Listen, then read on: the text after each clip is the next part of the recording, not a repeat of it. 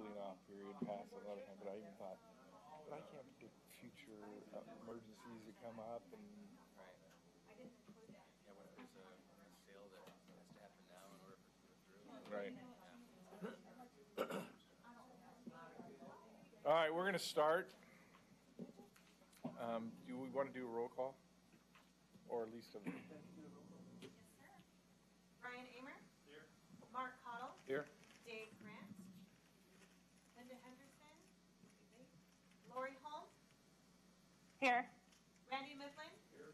Bernie Sims. Here. Bob Silverford. Absent. Nancy Taylor. Here. Renee Browse. Here. Tim Rosner. Here. All right, so does anybody have any changes to the agenda that they want to make? If not, we'll just move on to approving the minutes. Can I get a motion to approve the minutes? All right. Anybody want to second it? Second. Seconded. All those in favor? Aye. All right. So I think this is a good interlude into our council liaison. Just comment on why we're doing this and give us a broad 50,000-foot understanding of why we do this every so often and stuff. Well, part of it is in our bylaws to do that. But more. Turn your microphone on. So part of it, it's in the bylaws to do that. I think it's every 6 years. Secondly, and Tim could probably speak more elegantly to this, but it's a way to prevent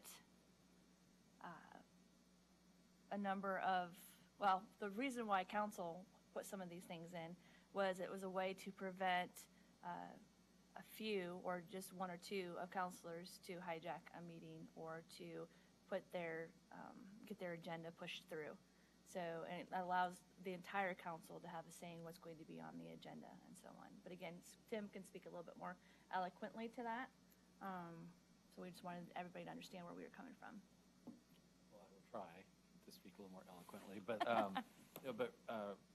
Renee hit the nail on the head. I think part of this was born out of some of the challenges we went through as a community last year, and we have a set of council rules now that help govern that. Like, for instance, the council rules say, well, it only takes 3 council members to get an item on an agenda or call a meeting, right? So you can't have a majority silencing the minority. But the challenge we have is council rules can be changed every year by the council. Our charter has different standards. For instance, our charter says it takes 4 council members to put an item on the agenda. And if you think about that, if 4 councilors get together, have a meeting about a subject to call a meeting, you're violating public meeting law, right? So you could look at that as even a housekeeping issue, but we wanted to make sure that future electeds, we have a great council today, but future electeds are controlled a little bit more by the charter in terms of how items get onto the agenda, how meetings are run, and making sure that that was, Renee, would you agree that's kind of the main reason that? Yeah, like I said, much more eloquently than I did. Okay, so one of the important things to the council then is to amend the charter, if I hear you right, so that the minority, at least one less than a majority could put something on an agenda. So if the majority is 4, then it'd be 3. But if they change the number of councilors back to 5 or up to 9, it'd be 1 less than a majority could put something. Okay, I get that. That's sad. I mean, all the years I was in government, it was, does any council member have anything they want to talk about? And you would sort of just hash that. I mean, that was just how we did it. But, you know, as we get bigger, and isn't that how we did it? Yeah, absolutely.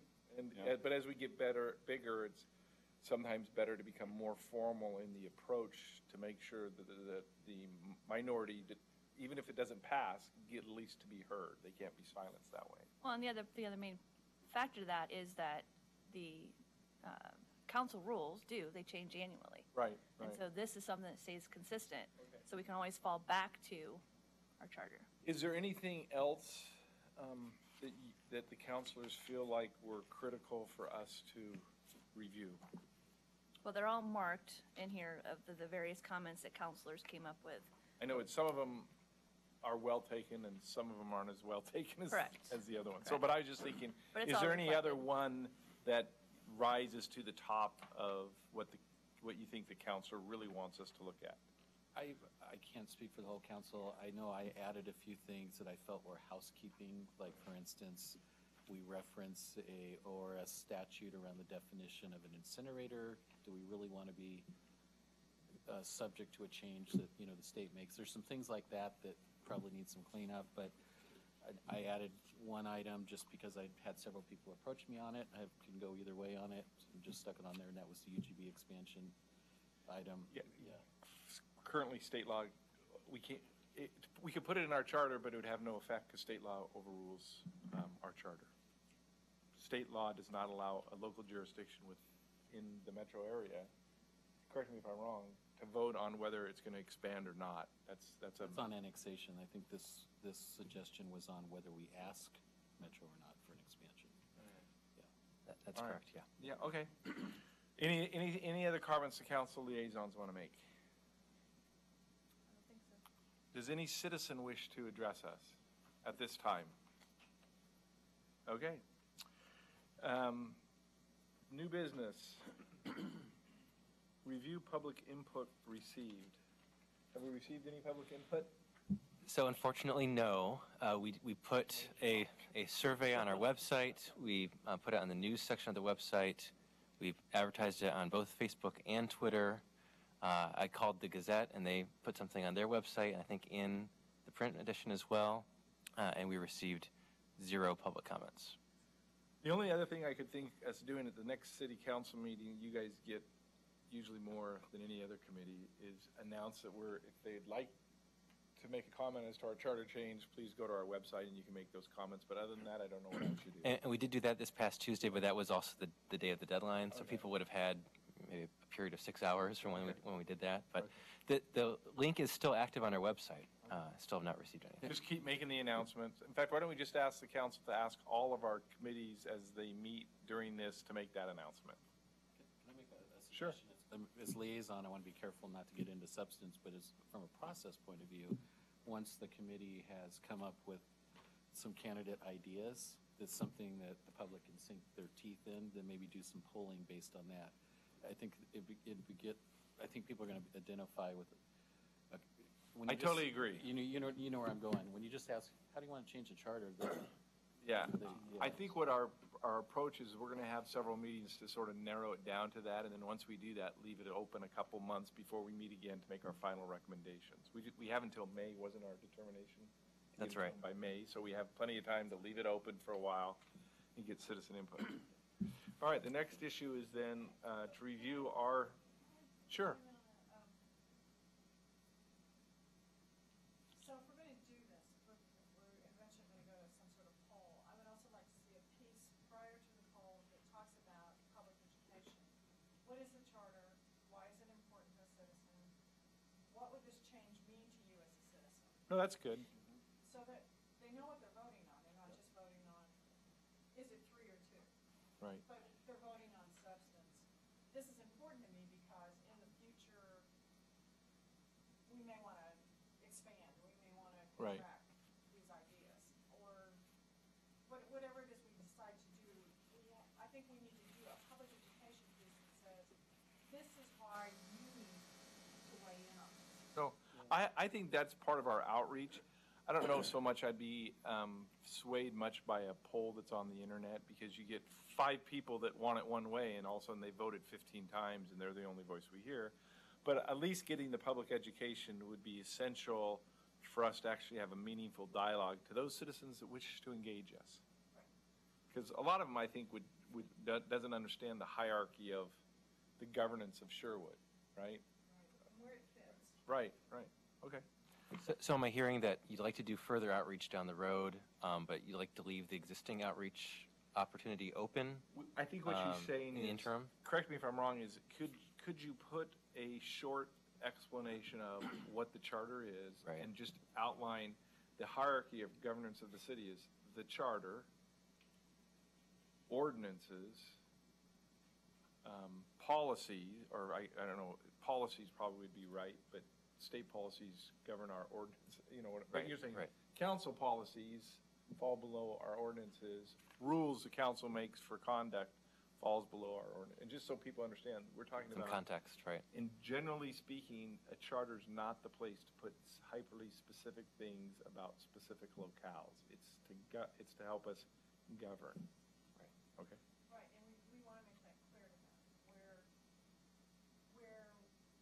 if they see something that seems not specific, the reason why it might not be specific is that the state already addressed it that. Or the charter's really designed for us to tell us the boundaries of how we make our specific ordinances. It's not there to be the ordinance keeper. It's there to tell us what is the bounds of our power to make our ordinances. So I think that's a good suggestion. And when you come up with that, why don't you pass it around so people can comment on it, and we'll get that out.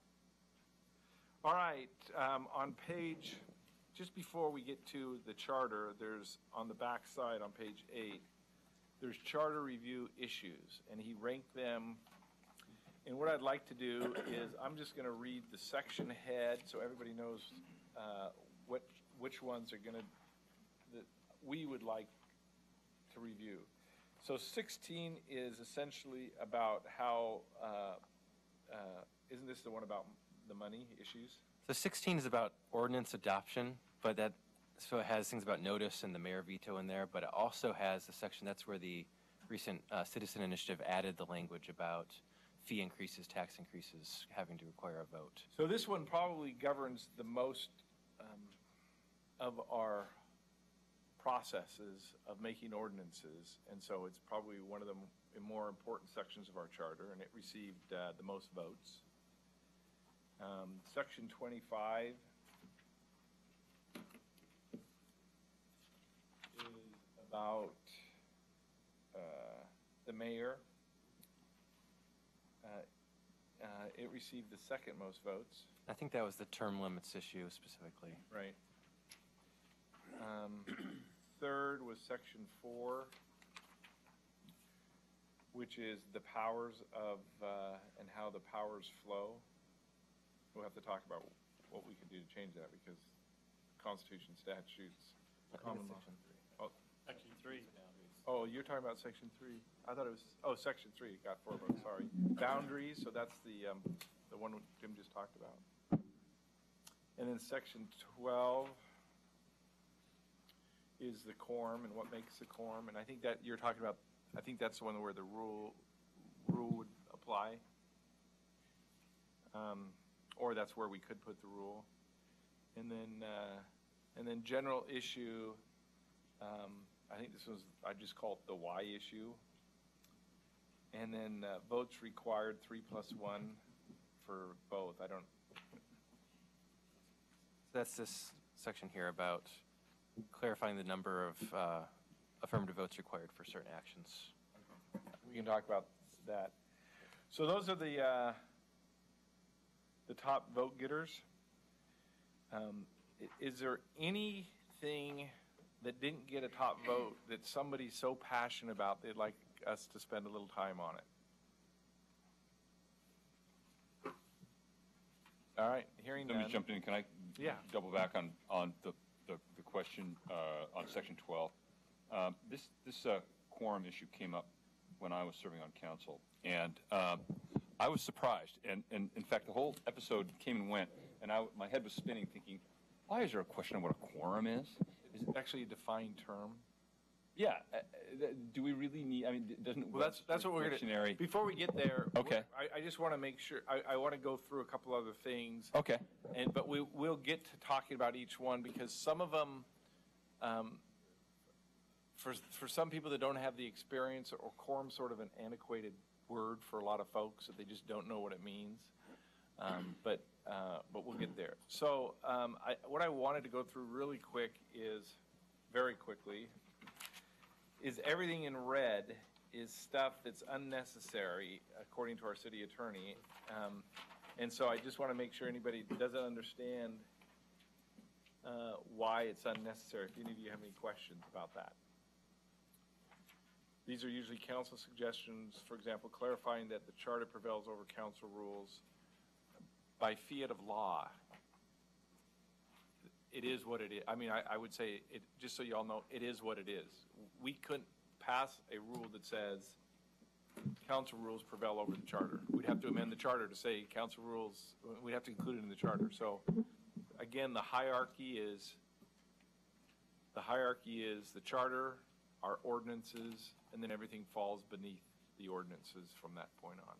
And then the hierarchy is Constitution of the United States, federal law, state law. And in some parts, interestingly enough, state rules, for example, land use making rules, have controlling aspects to what we can do in the city or not. Okay? Anybody have any, if you could just browse through, and if you have any question about any of the things in red. Is it your suggestion, Josh, that we go to, we put those, there's two, I see two red issues. Those go into the so-called housekeeping. We don't even address them. What's in red doesn't even get addressed unless one of you guys want to address it. Yeah, so there were, if I'm counting correctly here, there are 4 items in red, and all of those were to clarify that the charter prevails over something else that's subsidiary to the charter. So when you say unnecessary, it's unnecessary to even bring it up. When I'm saying unnecessary, it's just that is the inherent nature I of the thought charter. unnecessary, we need to remove them. We don't need to remove them from the charter. No, don't need to remove them from the charter. That's Okay, just on the unnecessary to address. housekeeping, did anybody read anything on the housekeeping that they disagree that it's, and if I could, for some folks that weren't here last time, the reason we kind of broke it up like that is, I think our initial suggestion is the substantive ones will be standalone ballot issues. And then all the housekeeping ones will go into one ballot initiative is what we were thinking. Because most people shouldn't have an objection to us crossing our T's and dotting our I's. They'll just, and so that's why we try to segregate out what's housekeeping and what's not housekeeping, what's substantive. So does anybody have any problems with the housekeeping? And your determination tonight's not final, but this is just right now. Is there anybody who want to talk about any of the housekeeping ones? No, I think that's a good approach. Okay. I do have a few possible additions to housekeeping that came from comments from various members of the committee. So if you have questions about any of these existing ones, I'm happy to answer those. Okay. And also just briefly, in section 31, there's a placement of an or and some punctuation issues that Lori Holm caught. Thank you very much, Lori. And then in section 28, there's a reference to nominations to run for mayor or council, which is similar to what we had in another section where we suggest removing the nomination language because our code actually allows for you to either be nominated or to file a declaration of candidacy. Right. So I'd suggest we just make the same change in that section that we were making in the other section. And then Lori also caught one. The section 1 has an effective date, January 1st, 2015. If we're going to amend the charter, we might as well bring the effective date up to be the current date as of that amendment at that time. And then at least one person had suggested potentially adding a definition of reside in sections 27 and 31 as part of the housekeeping. So we can talk about that. I have some concerns about doing that, but that's certainly something we can talk about. There's one that I don't think is necessary, and that's section 21. They wanted to change the word may state the city of Sherwood orders as followers, and they want to put must. My problem with that is if you put it must, and for some reason somebody slips up and doesn't put the city of Sherwood orders, they put some other types of language, do we really want to to make an ordinance ineffective because we screwed up in not following our charter? I mean, if I was an attorney, I'd argue saying, hey, you didn't use the exact words you said, so it's no longer effective. So I wouldn't make that change. I think the ordinance can speak for itself as the adoption. So we have the must language for ordinances currently, but for resolutions and orders it says may. So the staff suggestion was to bring them in line with each other. So they should all either say must or all either say may. The I would suggestion was just to go say- with must, but they could also just I would change just the say law to may. may. I don't want to, I don't want to be bound up by crossing Ts and dotting Is down the road and having some sharp person going, you misspelled that word and it said that you have to do it that way and you didn't do it that way, therefore it's not effective. That's, we don't have to make that decision, that's just one I So pulled out. Josh, are you referring to section 18 then? I think it's 18 and 21. 18 and 21, that's right. So if we didn't use may to must, would they both then be changed to may? Then we could change 16 to say may, potentially? We just change one to may and leave the other one alone. Just wanted to make sure I was following the conversation. But this, I don't want to waste a lot of time on that. I'm happy if you do it either way, to be honest with you. All right, green these are important issues in Josh's opinion. Does anybody have any tonight that they want to spend some time going over that? Because I'm thinking one of our meetings in the future is we'll go over each one in detail, and we'll start with the green, and then we'll go to our comments, and we'll just go through them in detail. But is there anybody that has like, no, that's not important, we don't want to do that kind of reaction to any of his stuff, the green? I can add some more Sure. council input. We talked about that a lot when we set council rules. And you're right, the definition of quorum is a legal term, but the question was, does it apply to all 7 seats or how many are seated? And there was some vagueness in the language around that. Okay. So a couple things there. One, thankfully, thank you, all of you. All the green issues that I identified as important are also on your list of the top 5 or 6 most important issues. So I think Okay, there we seems to be covered- some consensus that we're going to cover those. Okay. And the quorum one, Councilor Rosner is right. That and a couple of the other issues that I identified are things that, with our recent experience with a number of vacancies on council, we discovered some lack of clarity in the charter that you probably wouldn't even notice if you weren't dealing with a number of vacancies on city council. So I want to deal with those just in case that ever comes up again. Okay. So, you want to just, we had a tie at number 5. So one of the issues I would like to address, and that's the disposing of assets. I think it's very dangerous if we want to go out to a city vote on disposing of assets of any size, because I don't know what the future brings as far as emergencies that may arise, opportunities that may arise. I know that a lot of us went through heartburn with a prior city council and what they tried to do to the Y. And I would say the system worked. It didn't happen, and if the citizens are passionate enough about it, they can do what they did. But it makes me very nervous when we delay selling assets or hold harmless an organization because currently we really like it, but we don't know if that's going to be true in 20 years. And speaking of the Y, I think there's 3 of us that were on the ground floor getting the Y to come to Sherwood, so I think I can say this without getting too much criticism. The Y is a wonderful partner today. I don't know if they're going to be a wonderful partner for Sherwood in 20 years. I don't know if the Sherwood will outgrow what the Y can do or will want to take it on themselves. But I don't think we should hamstring the council then of exploring those options by requiring a vote in 6 months. That's just me. So does anybody else think that we want to put a charter amendment requiring, and there's lots of ways to do it. We could put a charter amendment that requires the citizens to vote on disposing of assets over a certain amount of value, or we could say the council has to have their normal hearing on it, and then 3 months later or 2 months later or 1 month later they have to have another hearing on it, and so they can't do it like this. So there's lots of ways to do something like that. I have a question. Sure. So, disposal of asset. When the school bought the property, would that have, if we put something in that said citizens had to vote, was that considered an asset, the land? When the school bought property, so High school. There have been that's situations- no, Why wouldn't because it? we don't control the city and we don't control the school board.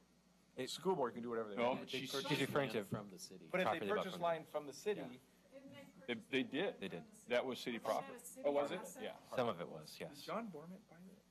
No, we bought it, when I was on council because it was available. Good opportunity. We wanted options with it, with that Okay. roundabout and all that. Okay. So that's an asset. Okay, so that is an asset, so that would have been, An asset is anything the city owns that has monetary value. so my question is, if we went with the proposal as it was given to us by a citizen, does that mean that in order for that land to have been sold to the city, we would have had to wait for? Maybe, maybe not. If we put a value cap on it, say anything over $2 million that the city owns, that has to go out. So anything less the city could sell without getting the citizens vote. And I don't know how much we sold. I don't think we sold it to them. Assets that are over $2 million? The YMCA building, this building, the police Absolutely, station, yes. Field house. Field house, field yeah. house. Which police station? The one that we didn't put on our list? Right. Snyder Park. So those are all assets that would be over. Well, yeah, because we paid $2 million for it when it was just a piece of vacant land, or pretty close to it. I know at some point I saw a list of assets that the city has on financing it. How much do we have right now? Just kind of eyeballing it. The total value of all city assets? No, how many assets would be over $1 million? Oh, There's I mean, gotta be at least eight or nine. every building, at least, I imagine, or at least nearly every building, probably, yeah. City vehicles, Yeah, it would not include city. it's only I- real property. Well, No, depending no. on what your dollar value Then we is, get up to $1 It million. depends on what our dollar value is. I don't believe we have any vehicles worth it. Any Bugattis or anything? Yes, sure, yeah. I guess my point is, the school went through without any interference from Right. the public, right? Right. And so that was probably the best way for that to happen, because it had to happen kind of quick, correct? Correct. The problem I see with it is, I've bought a lot of the city assets that we currently own. I was on the council. And when you're buying real property specifically, it's an open market and you don't really want to be going out Right. to it saying, hey, should we buy this piece? Or should we sell this piece for X amount of dollars? Right?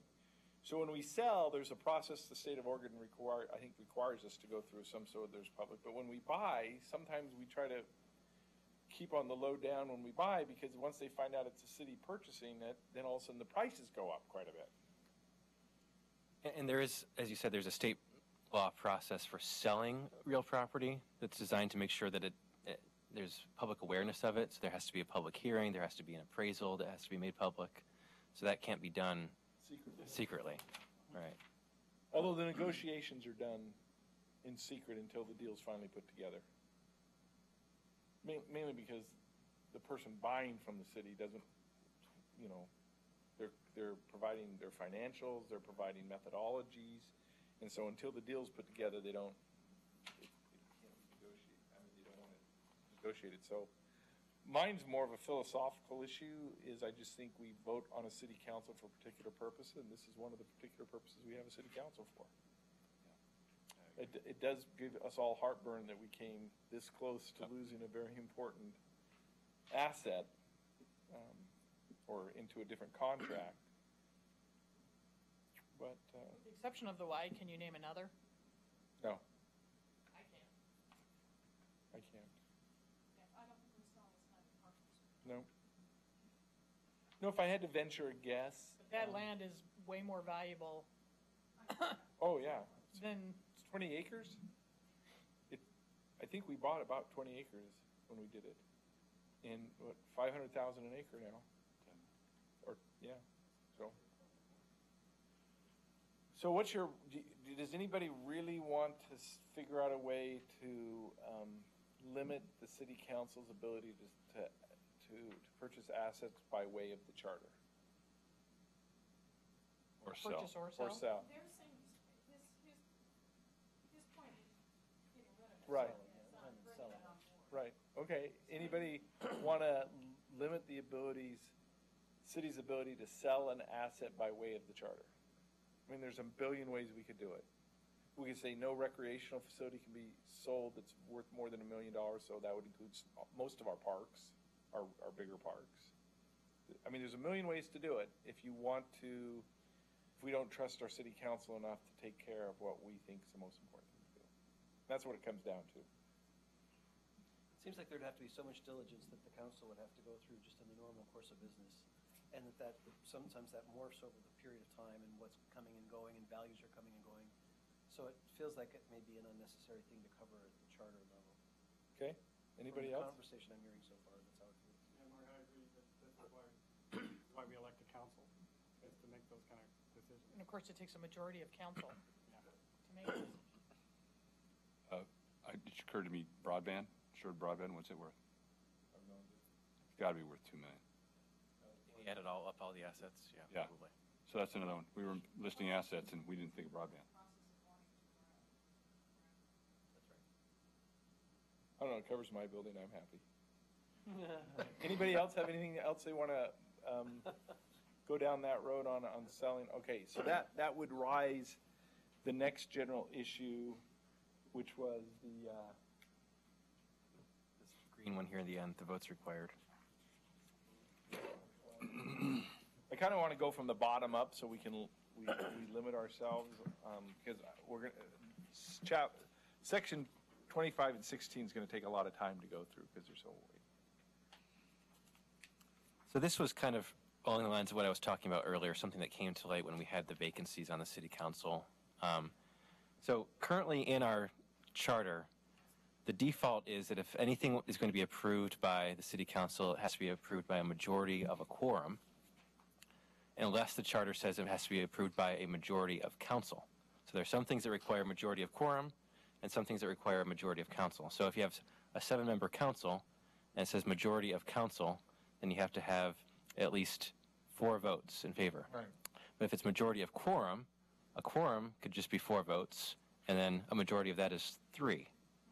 So I think there are kind of 2 questions that I'm suggesting that we look at with this item. One is the division between what requires a majority of quorum and what requires a majority of council, and whether that division makes sense.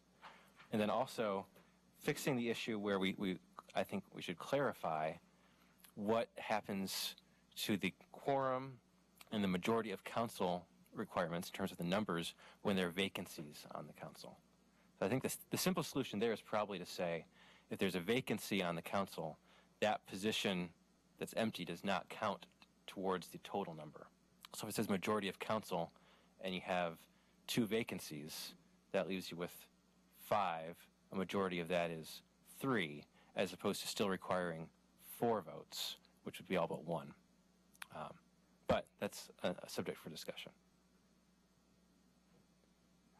So, Josh, is there a way that we could do it such that it's written that it's a majority of council as seated at the time of the vote? That was my thought process, right. My initial thought process was to just eliminate those vacant positions from the total that's being counted. So it'd be the majority of the sitting so council that members. it's whoever's seated at that time. So then there's no question of how do we approach it. And by seated, we mean positions that are filled, not who's actually sitting at the meeting, right? Yes, Right. yes. Right. Positions that are Yeah, that would be my seats that are suggestion. filled.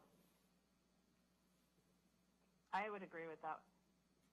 Is there any reason in the charter that you know of that it makes sense to say a quorum versus a majority of the then existing council? Seated So we have there, let's see. You know what I mean? Right, Does it make any sense? So for, I believe where the definition is here, or where the distinction is. So for resolution approval in section 19 and order approval. Explain the difference between a resolution and an order. So the easiest way to distinguish between ordinances, resolutions, and orders in my mind is to think back to like high school civics class and the 3 branches of government, right? Right. So an ordinance is legislative action, so that'd be like Congress. A resolution is administrative action or executive action, which would be like the presidency, and an order is judicial action, which would be like the courts. Okay, yeah, okay, but so an order would be a land use decision the city council would make, for example. Land use decisions that aren't legislative ones, yeah, right. Right, that aren't So, legislative. some land use decisions So, are right, legislative. so right. if somebody comes in for an application for a big box somewhere, and it goes to the council, that would be an order, because they're not legislating anything, they're just interpreting their statute. Correct. An ordinance, I think everybody's clear on what an ordinance is, that's the law of the city, right? Right. Okay, so what's the next one? Resolution. Okay, so resolution is quasi-judicial? Administrative or executive type action, so it could be anything from Oh, yeah. a resolution authorizing the city manager to execute a contract, a resolution, Today's- supporting a ballot today's measure, opposing a ballot national- measure. We do that by resolution. We do that by proclamation, Proclamation. which is not listed in here, but. Yeah. So the way it is right now, resolutions and orders only require a majority of a quorum, but a majority of council is required to enact an ordinance. That sounds right to me. That sounds right to me. Majority of a quorum, so. So if five of us, or if five council members are sitting there, or six council members five council members are sitting there, and four want to approve a land use decision because they've been through 6 hearings on it and it's time to approve it, the majority of the quorum. That would still be a majority of Three. council, but if it's three. Well, yeah, okay, so 5 people show up, as long Right. as you have a quorum. Right. That sounds right for me, as long as the ordinance are a majority of the council, this then sitting council. And then the other 2 are lesser, and so quorum, because the rest of the council could show up and say, we want to undo that, except for land use decisions. We want to undo that resolution. Josh, can I make a point of information? Yeah. I believe currently an ordinance requires 2 public hearings. Correct. If you Unless have it's an emergency Emergency, hearing. you have to have the full council there. Right. So there's majority of quorum, majority of council, and then there's also a few things that require, or at least one thing that requires all councilors, and that's the emergency ordinance adoption. What? The emergency ordinance. Emergency requires all council. All councilors. And that's another one of the things that we need to clarify. All seated councilors or all councilors, right? It's just a majority, but they all have to, Right. they don't have to vote, but they all have to be there. So I think the easy fix to the vacancy thing is just to put something in the vacancy section that says if there's a vacant position, that position is, I don't know what the language would be, but is treated as if it doesn't exist, right? Right. So then all councilors would be all seated councilors by default. Or just say the council means seated councilors, all Right. seated. Something like that. Fix that in one place, and then it will just permeate to the rest of Fixes the everything charter. else. All Changes seated. the denominator. Yes, the denominator, right. So Section 31 is what you're referring to.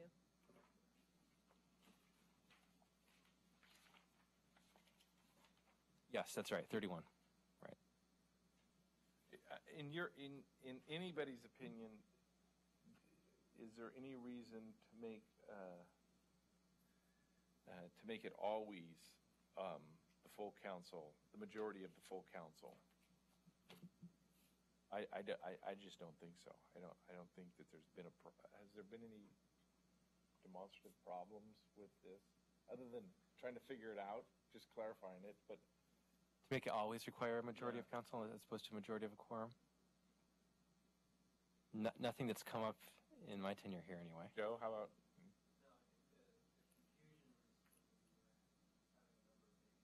Okay.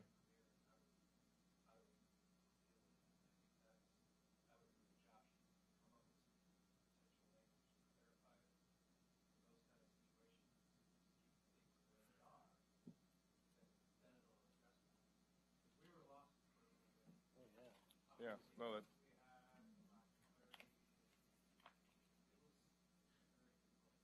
that would, I hate to go backwards, but on disposing of properties, you could actually say that you can't dispose of any properties worth more than $2 million without the majority of the then sitting council.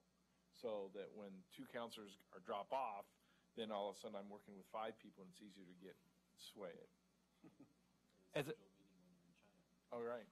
But anyway, that's just. because it is in section 13, it says the default rule is it's a majority of a quorum Right. unless specified otherwise. Yeah. So that's an example of something. So resolutions and orders, majority of quorum. Ordinances, majority of council.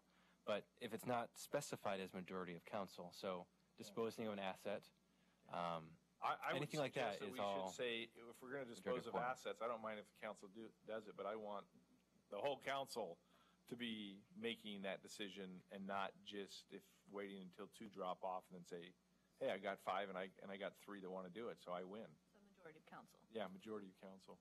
And I don't know what the magic number is, you know, and I wouldn't put in there a flat amount without it, an automatic increase, because what's $1 million 20 years ago is significantly different than what $1 million is today. That's just my suggestion. Maybe it makes everybody happy about the Y issue too, so we resolve that, but protect that. But that would be my suggestion.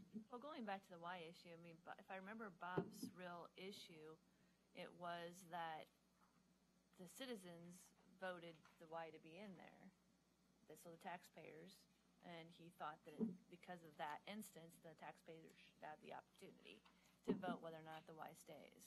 No, and I I mean, that's his issue. But you have to remember, they weren't even voting at the council level to dispose of the Y building. They were only voting on changing the contract. So There was an effort right at the end, though. One Right. counselor did suggest maybe we should just sell the building. Didn't they vote? They didn't vote. Okay, all right. So maybe Another scenario that just popped in my head, I was thinking here for you guys to consider is, and this may get fixed depending on how you handle the quorum issue related to getting an item on the agenda. But if you have an opening and you're controlling the agenda, you could delay filling that seat if it favors your voting, and we saw that last year. Oh, really? So they Where have you been? didn't put. You know what? There was a long time there that I didn't want to know what was going on because I saw a train wreck coming, and I didn't want to be anywhere near the train wreck. Yeah. Because I knew my voice would have been a voice into the wilderness anyway. So it was a little loophole, and they just refused to schedule the interviews. Well, we're going to fix that by probably allowing the 3 votes or of council to put anything on the agenda. Yeah, and that would, I just That would pointed out help a because there's little bit. moving parts here. Yeah. Okay, so I'm going to leave that discussion, let you work through that and come back to us on. so I can, I'm not hearing any objections, so unless you, Recap what you were thinking. what I will do is I will prepare an amendment to section 31 that would clarify that vacancies in office don't count towards anything, basically. I'll word it more artfully than that. Except it does, they do count as to the courts of the court. So if you have a 7-member council and there's 1 vacancy, you treat it as if you have a 6-member council. That's what I'm trying to get at. So I will do that. And then if anyone has any concerns about any of the things that are majority of quorum versus majority of council, think about that and let me know. But otherwise, we'll just leave that Because as we've it been is. discussing really 2 issues. 2 issues. We've been discussing whether it ought to be a majority of one or the other, and we've been discussing what Right. does it even mean? Right. So if you got council down to 4, a majority of council is 3, Right. and a majority of the quorum 2. would be 2? 2. Because the quorum's 3, okay. Yeah. We don't want to get there. And so, But it works, right? Josh, can I ask one more question? Yeah. On 31, section 4, it says, in relation to a different city office, what about a state or regional office? So in Oregon, you can't be an elected official in more than 1 position at a time. For example, the sheriff couldn't run for city council. A mayor can't run for state representative and still be the mayor. That's my understanding of Oregon law. I don't think you can. can run. They can run, but they can't be in both positions at the same time. But that could change, Reed. It's been that way since Huey Long in Louisiana was both a senator and the governor at the same time. He is? Yeah. Oh, So we can run for president. This thing called the newspaper, talking about it. yeah, but I won't make my comments about Jeff Murphy. Well, but I'm just He saying. needs a history lesson, because there was a state where they had a senator and the governor at the same time, and he ran that state and did anything he wanted, and that's where that law generally came from. So that's a question. If state law allows, would there be a reason you would not want someone to be both a city councilor and a state representative at the same time? Yes. But if you want to be on the Water Resources Board or something like Right. that, I mean, you still can't do that either. Nope. Okay. Well, There's also the position is we're a lay group, right? And we want other people's ideas to come forward. And one person has this idea from his city, and I'm going to ramrod it through the state, or the state wants us to do this, and I'm going to ramrod it through the city. I don't want the conflict. I think there's enough quality people in the state of Oregon and in the city of Sherwood that no one person should be both the mayor and a city council member. Are we saying that, like, For example, to be a county commissioner and be on city council? I think that's illegal. Is illegal, but it's illegal via the state law, correct? I think nothing prohibits So us. we're saying we don't have to just say city office. But if we're cleaning up Section 31 anyway, we can just change that to say elected office if that's the consensus of the committee. That's easy enough. Okie dokie. So, any other questions on those? are we going to come back to the word reside? Which one were we on? Section 31. So that was one of the things that I had mentioned earlier that someone had suggested that we do that as a housekeeping measure. Yeah, we're doing that. Briefly, my concern about doing that treating that as a housekeeping measure is I think if I ask you all the question right now, how would you define the word reside? We'd probably get 7 different answers. But So it's in not the really- housekeeping measure, you can ask the voters if your suggestion works for them, right? I mean, it's still, just because it's a housekeeping doesn't mean you Yeah, can't but to me, have some to me, say. housekeeping means not a substantive change. Pardon me? To me, housekeeping means it's not a substantive change. It's not something that requires discussion. It's a fix. You're saying to the the breadth of language. different definitions of reside could cause somebody to say that's Well, substantive. actually, they had that exact issue when they were bringing the Willamette River water, and a guy ran, and there was a challenge because he owned 2 homes, and the state's a very liberal. The state essentially said, if I remember right, it's a subjective term.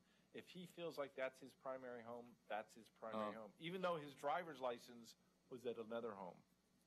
I guess my point is, housekeeping to me means it's non-controversial, objective. This is clearly just a fix, as opposed to we're making a decision about what we think it should say. And so it may make sense to address reside as one of these measures, but not as housekeeping would be my suggestion. We're talking about having 2 measures to vote on, right? No, No. multiple. One Okay, housekeeping, and and everything then else individually. everything else. We really would be want the separate. housekeepings to go through without anybody going, oh, that's a terrible idea to cross that T. We want that T dotted. We just want it to be the no-brainer. Okay. So- Does everybody else in the room think that could be controversial? Like, for example, Josh, how would you define reside if you were writing it?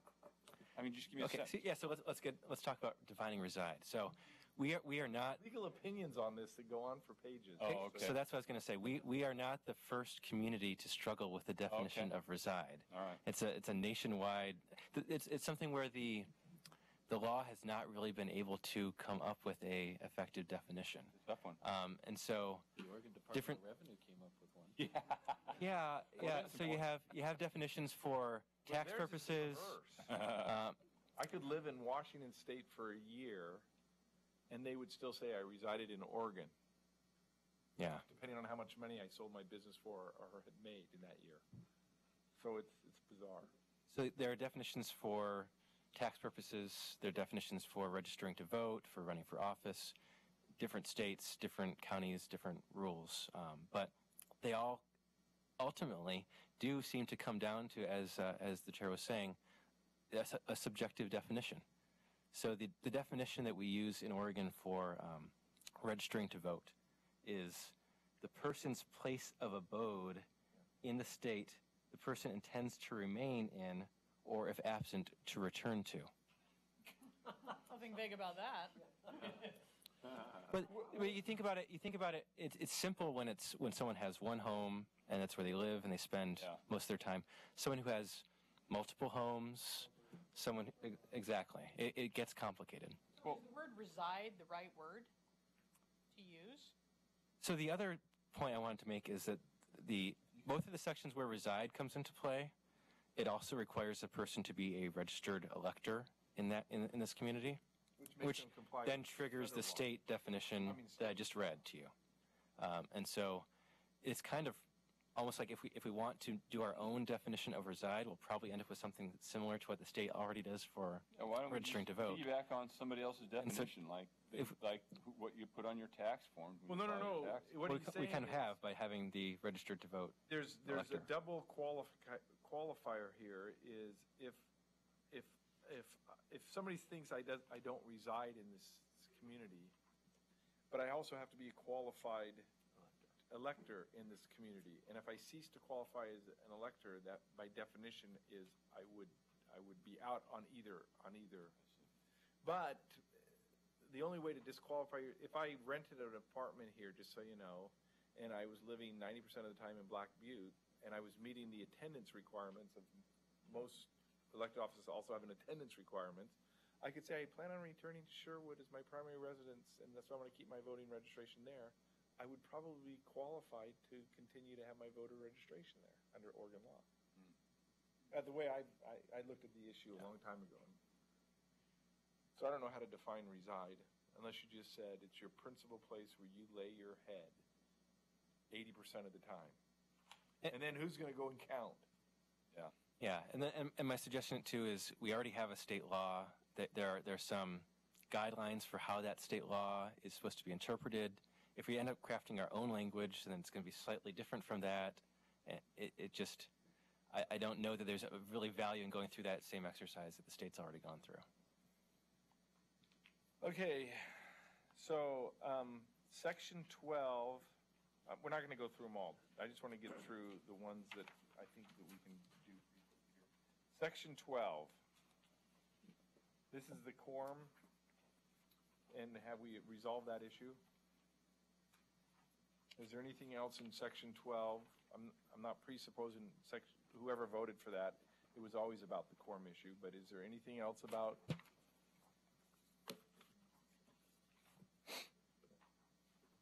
So I think the suggestion, unless someone feels differently, for the quorum issue was to use the definition we have in our council rules, which is the 50% plus one.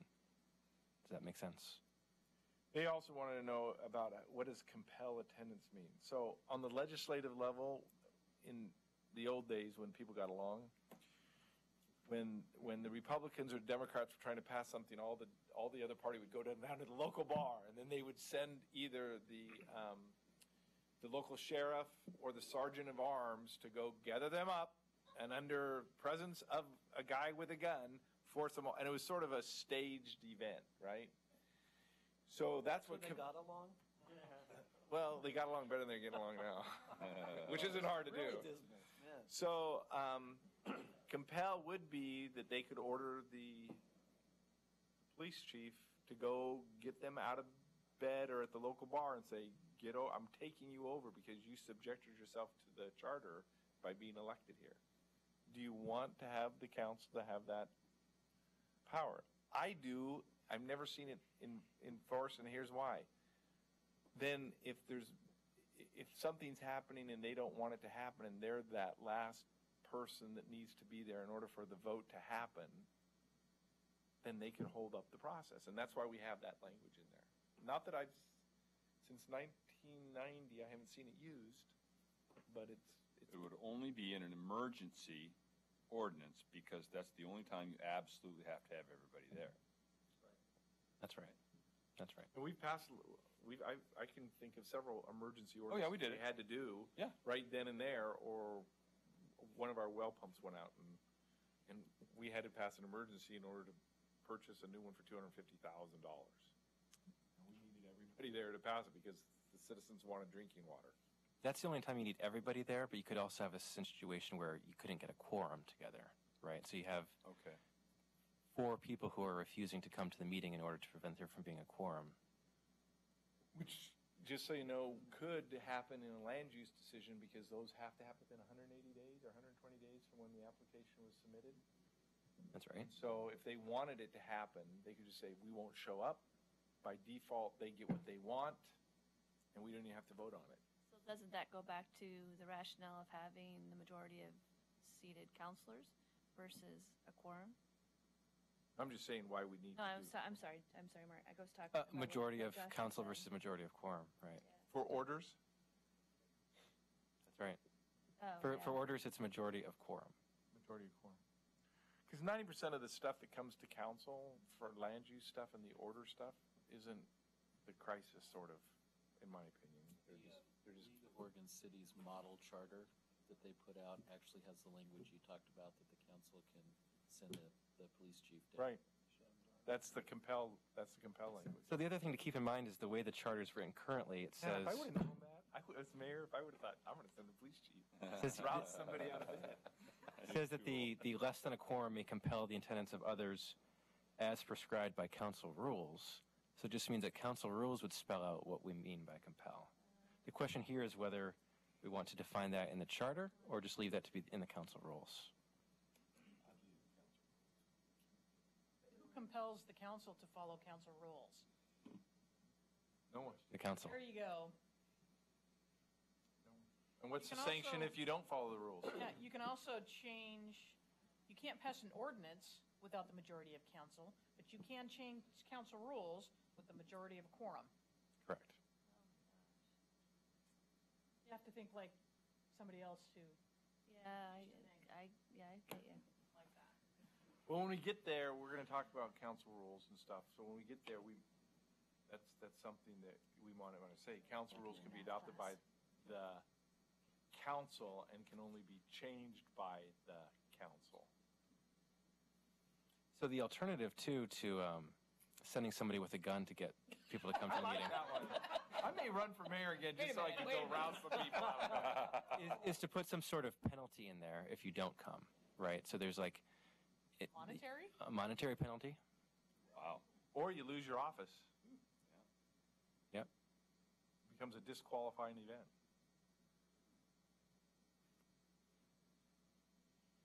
One time missing council.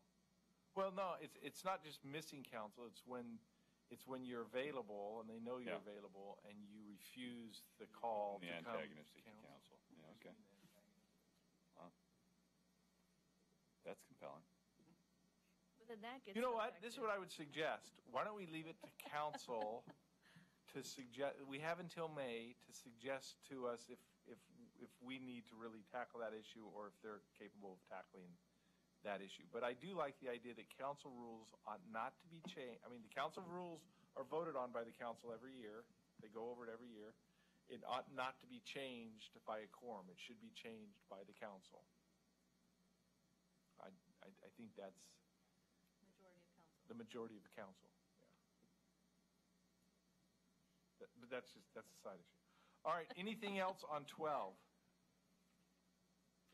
So what, Mark, try to understand what you're saying. You're suggesting that we go back and as a council decide what compel means or how we would address that. The process of compelling, because right now it's essentially left up to the council rules. And do you guys think as a council that we need to get involved in that process or Does it need to be in the charter, or can it stay as a council rule, the methodology of compelling? But I do like not allowing the council rules to be modified midway through the year by a quorum because that just undoes the council rules of the whole group. They just wait until a couple guys don't show up and they change it. There's nothing. I think the spirit of what the council was thinking about, and Renee, correct me if I'm wrong, was a hypothetical future group of electeds abusing that, right? Which changing the rules? Changing the rules. That's why I think we should change it, that the council rules can only be modified by the same methodology as they were originally adopted. So that would be reflected in this document? Yep. Okay, all right, So that we makes more would- sense to me. We would amend Section 10 to require approval of the council rules by a majority of council instead of a majority of quorum, which is the default, right? We're at section 10? Section 10 just currently says the council will adopt the rules, and the default is that means majority of quorum. So we can just change it to say majority of council. Okay. Under That council should be, rules, I think that's a housekeeping matter, quite frankly. I don't think that should spur much debate at all. I'd like to see under council rules a penalty for That's- violation of council rules, but it's not 20 likely going to happen 20 because push-ups? what's the or- penalty for violating, what's the point of having rules if nobody enforces them? That came up when we were on council. Yes, what is the point of specifying council rules? And I'm not, There's no enforcement. not rhetorical. Right, if there's no enforcement, and if there is enforcement, no enforcement is, there's no, Compelling. well, there's no due process. It's just like when the mayor decides, oh, we should censor this person, and then even when we What does decide that to mean? censure the person, we strike a deal where nobody gets censured, and everybody apologizes and we move on. But, Can I give an example? sure. That adds on to that. There was a situation last year where they voted 3 times on the same subject. Why? Because they didn't like the result of the vote. Where council rules and the charter clearly say once something fails, only someone in the, on the winning side can have it readdressed in the same session. So that was a Same session, somebody was a knucklehead enough to vote on it 3 times? times until it passed. You really are out of So the not loop. only is it a punishment issue, it's a recourse to go back and say that vote was invalid because you voted. Now, just so you know, I think that vote would have become invalid because you violated council rules. And citizens should have a right to enforce council rules too. But I don't even know what the methodology is of enforcing council rules. I don't know, you go to the mayor and say, well, I want a hearing on somebody, this councilor violating the rules or you violating the rules? Given the current system, they'd have to compel 3 councilors to put it on a future agenda, which would force the item to go on an agenda, which would force a discussion. Isn't that right? Somebody, anybody? Yeah, I believe she's right. Yeah. Sounds right. So internally, they don't enforce themselves. At least it didn't when I was on council. And the only way to bring it to an attention is to force it to be on agenda Man, I missed all the fun, In the man. You guys had future- lots of problems. in the future to You didn't have talk these kind of about problems? what happened. So is enforcement of council rules something that we want to put in the charter, or is it something that the council should look at I think addressing in what its might own have happened, rules? if I could jump in here, is there was a mechanism for a majority of council to remove another councilor or the mayor. And that was removed from the charter a number of years ago. We could toss somebody out. I don't think, yeah, you're right, but I think the problem with that is, It's still in there. I thought we removed that. But for from the only last charter, specified- amendment. but in you section can remove them, but 33. in there it's specified and it's not for, okay, so, No. Okay. 33. You'd have to do It's- it for, okay, It's specified reasons. yeah, specified reasons. So, even before. For Well, what? I'm saying, Oh, I don't know what it prior was to the before. last charter amendment round we did, which was whatever number of years ago, I think, a majority of the council could boot yeah, somebody. and we took that out.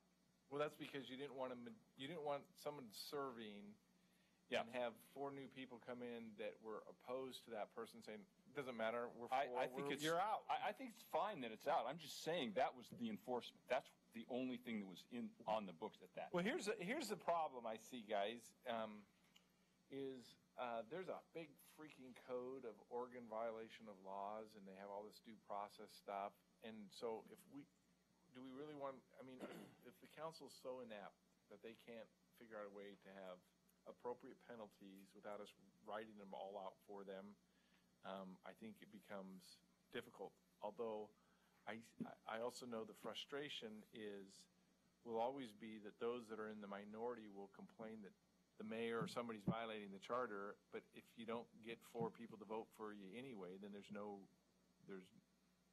triggering event. I mean, because we don't have an attorney general for the city to say, I'm going to prosecute you for violating the city charter or the council rules, right? We don't have.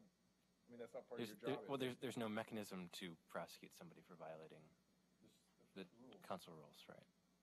So I don't know how to fix that problem. So is it the honor system? Is that what you're saying? The council rules are really just the honor system? Council rules could probably be more aptly called council guidelines, right? Okay. But So to go back to your question, Josh, your question was, should there be well, I'm paraphrasing at this point, something along the line, should the mechanism be, for enforcement of council rules be in this document, the charter, or in council rules, if the charter is the prevailing document of what is supposed to happen, then it should be in the charter. Yeah, but how do you want to do that? I mean, it'd be tantamount to essentially putting in the Constitution the criminal code of the U.S. I think it also, In regards to the rules of the legislature, because they have their own rules, and they have methodologies of enforcing those rules, and they violate them all the time. But if you're in the majority, if you're the parties in the majority, you don't get in trouble for it until the other party gets in the majority, because you don't want that in the Constitution, right? I think it depends on what you have in mind for what that enforcement should look like. Yeah, and I don't know if necessarily think I have anything in mind, but I'm going back to the caustic situation that we had a couple of years ago when council, I mean,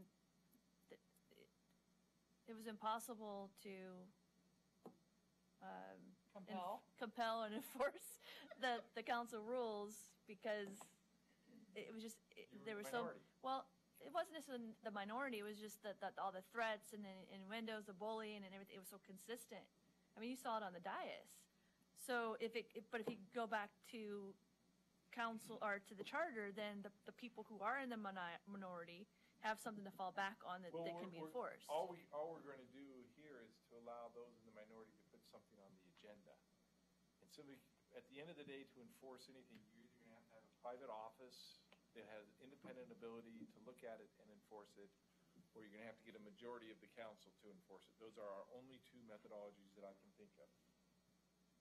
And so the question is do we want to vest some other person with the power to overlook the city council to make sure they're following their own rules? And I don't think you want to do that. Because anybody here, there three people here are employees of the council, you, and the judge.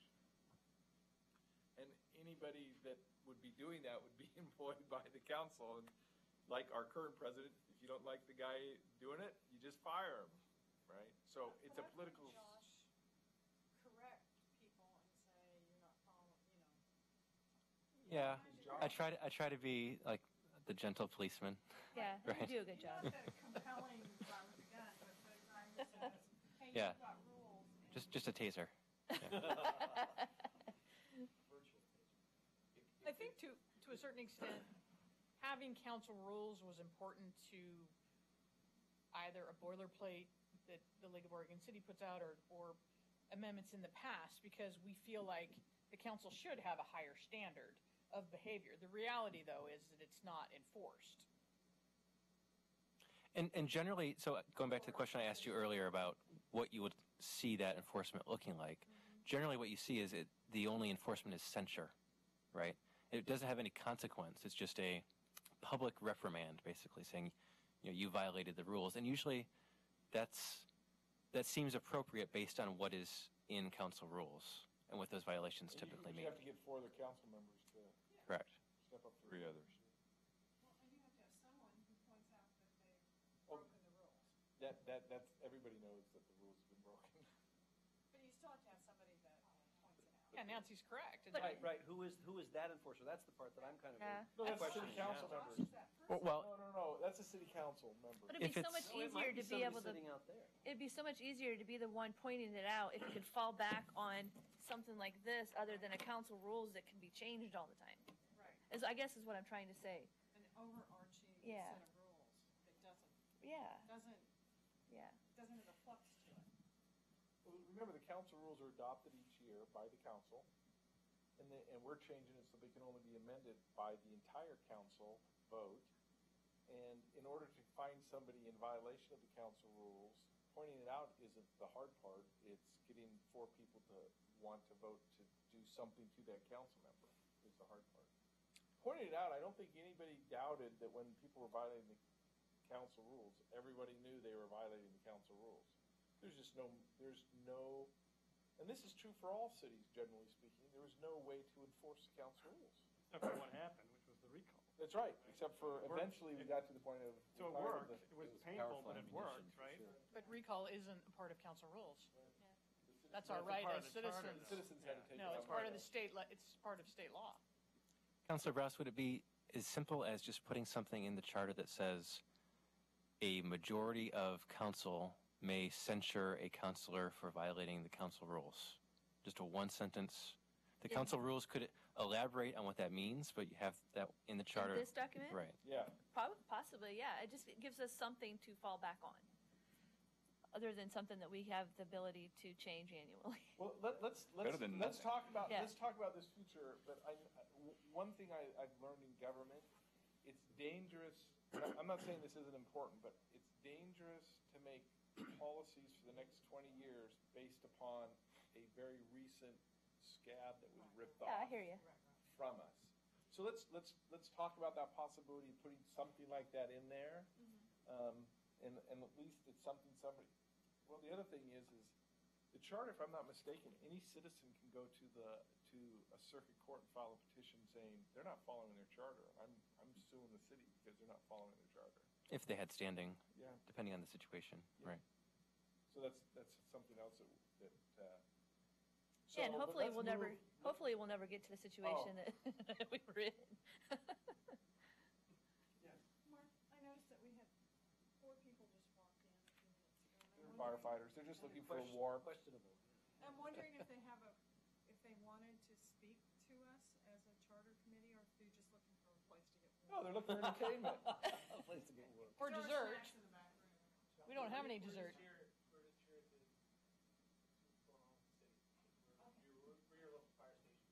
Awesome. No, I knew you were with the fire station, but I thought maybe you wanted to add something to the charter. Love the charters. We're always happy to see you. Fascinating, yes. It's cold in here. All right, so I want to move this forward to section 3, and then that will be our last one. Boundaries. This is a suggestion of a voter approval requirement for requesting expansion of the river zone boundary in excess of 100 acres. So if I understand this request, it would not place it in the voter's hands of whether it could come in, whether we could seek to ask for more than 100 acres.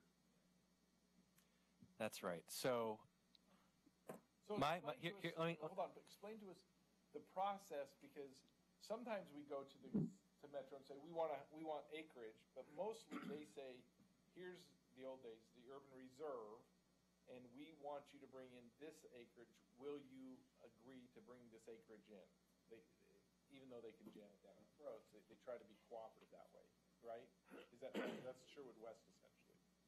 yeah, so that is one of the challenges, is that the process for UGB expansion has changed recently, may change in the near future, changes with some regularity. My suggestion actually for this particular issue would be that if we discuss this at the next meeting, maybe bring in 1 or 2 subject matter experts to talk more in depth about this, so we can really dive into the weeds on what this would look like, what the different approaches would be, and get into all that. Yeah, that's. I think it's a big discussion. Let's talk about the mayor real quick. It's a short one. Did you want to have term limits for the mayor? Remind me what section we're in? 25. 25. There should be some consistency. I like the idea of term limits in general. The reason why I like the idea of term limits in general is that we need new blood occasionally. And it seems to me right now, the way it sits is you term limit out, and then you wait a period if you want to, and then you can get back in. And to me, that just seems. Only the insane. Yeah, well, exactly, the insane, but it seems to me what that's saying here, we really don't have term limits, we just have a cooling off period. A time for you to think I think about that's federal too. I mean, President Obama could run again. Yeah. No, he can't. No, he Not for can't. I president. thought he did. I thought he Oh, no, could. not after No, he but- was out of it. But Lifetime. That's his FDR. But it is at the state level. I mean, we had Governor Kitzhaber's third term, right? Yeah. So we do have consecutive term limits for council. And then, of course, you can get out, but it would be at least 2 years, potentially. And for the mayor, it would be at least, Could be sooner, because if you're really up for the very next election, and if somebody resigns, then it could be 6 months. yeah, you're right. Um, If you're going to consider term limits for the mayor, you might also want to consider the term, because the mayor's term is only 2 years. Yeah, I was going to I think suggest if it's you guys just too want to short. term limit the mayor, it'd be three consecutive terms. That's 6 then he has to sit out 2 year before he runs again? I would like to see that. Or she. Oh, yeah, he or she. I don't believe in term limits personally. I believe we have term limits every time an election comes up. However, I am sympathetic to the, are we recording for TV? Well, I'll say it anyway. At least you know. The lack of paying attention to the election by the electorate. And for some reason, just because they've seen a name a bunch of times, that name gets pulled, even though they couldn't tell you what the person looked like, depending on the name, the sex of the person, or what the issues are that the person's involved in. So that's a concern. But generally, I don't believe in term limits, although the federal government has made me wonder Didn't sometimes. Tualatin just recently? Tualatin did. Yeah, they had no limits, though. What did they Well, put in? well, Lou was in there for like 20 years, I think. 20 years. They had their own Term example limits before. for mayor and How council. long though? I think it's 2 terms. 2 terms for mayor? Terms, but I think their mayor's 4 years. 4 years, So 8 though. years, yeah. I think I think there's 2 issues there, like Tim says. I think you have to think about what is the term of the mayor? Because if you're doing it every 2 years, that's like continual running. I mean, that's like, Yep. where are you getting traction? Where are you getting work done? Where's the city benefiting from such a short? Last time we discussed this, Federal. that issue and the term limits issue were discussed together, and the feeling was that since the mayor is a 2-year term, then term limits might not be needed because the mayor is constantly running for office. That was at least, I don't know if I paraphrased it correctly, but that's kind of the way those were, held up I together. don't think at the city level it should ever be a lifetime, and that's my personal opinion. Perhaps maybe it changed, but there was a time when I first ran for office, I didn't really run. They came to me and said, "Would you consider running?" I said, "I don't really want to run. I have I have a small kid. I just moved here." And they go, "Hey, everybody has to take their term." And some of us has had to do it 2 or 3 times. And so there are problems getting people to run sometimes. That's true. And so to me, it seems like if you want to term limit somebody else, term limit them for one of the terms and then allow them to go Yeah, back in. I agree. I think it's effective. That's how it's been, and people Does anybody want? haven't come back. Let me just by us, because we're not making a final determination on anything tonight. How many here want to term limit the mayor out?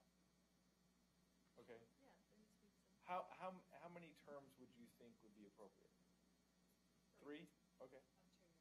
3 years? Well, Or so 2 or council right now is 3, so 12 years, No, well, Potentially. 8 years plus a day, basically, is what that is. right? Is all it is.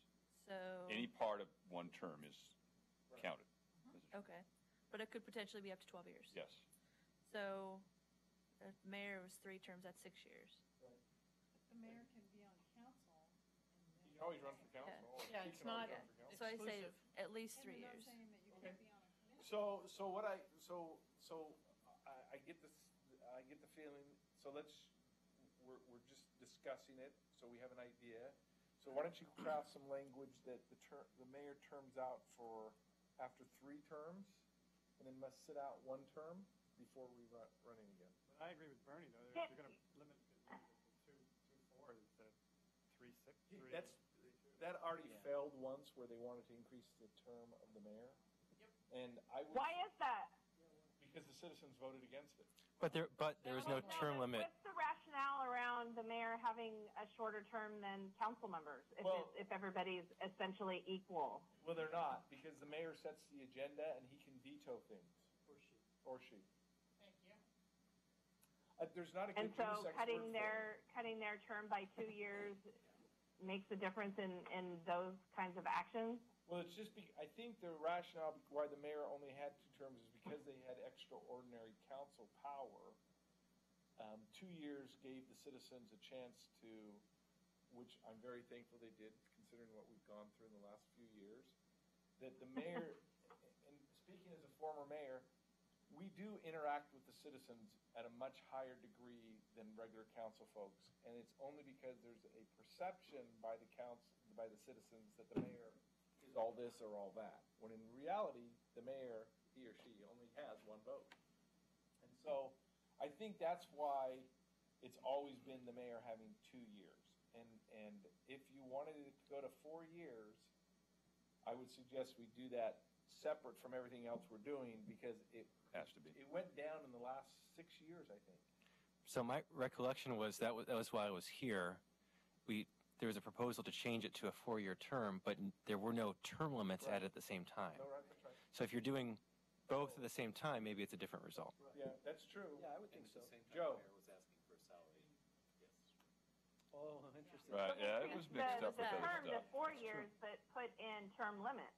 Yeah, you're right. I mean, I'm not really, I'm not for or against either way. Joe had something. When it did fail, 'cause I think it actually Twice. twice in the almost 7 years I've been here, I asked some residents, I'm like, why did you vote against it?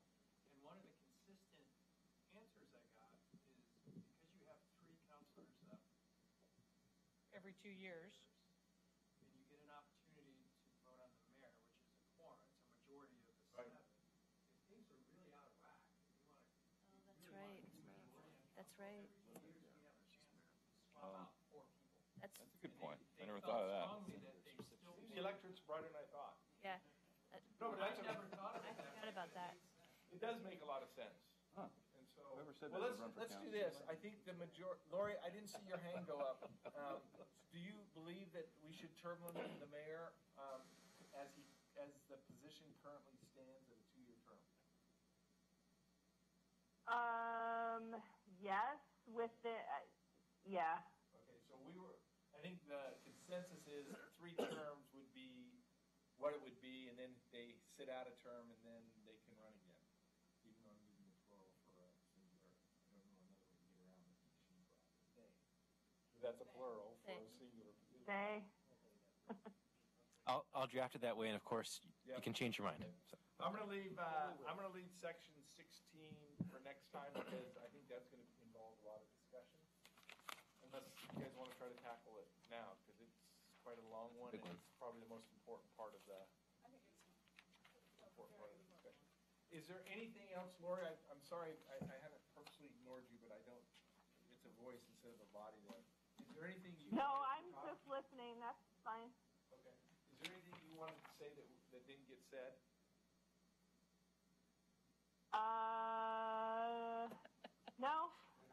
No, not that can't be stated at the next meeting when I'm there, hopefully. So just so we have a recap, Josh, you're going to propose some, I don't expect perfect language, but just some concept language for what we talked about tonight.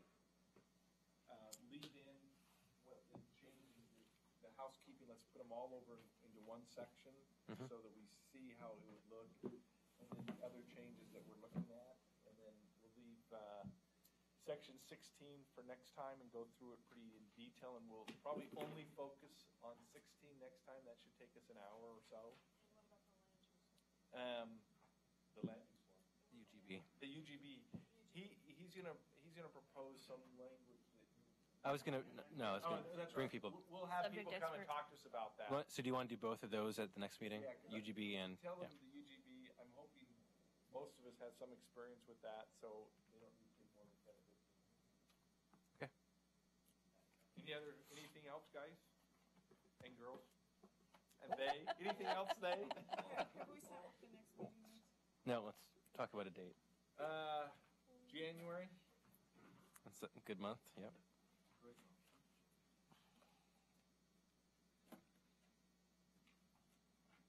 I think we discussed last time that Thursdays are generally a good night just for this room availability.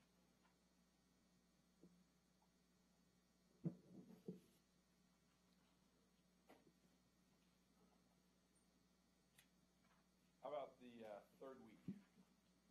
17th. 17th? That good for everybody? The only issue with that is the PAB meets on the third Thursday.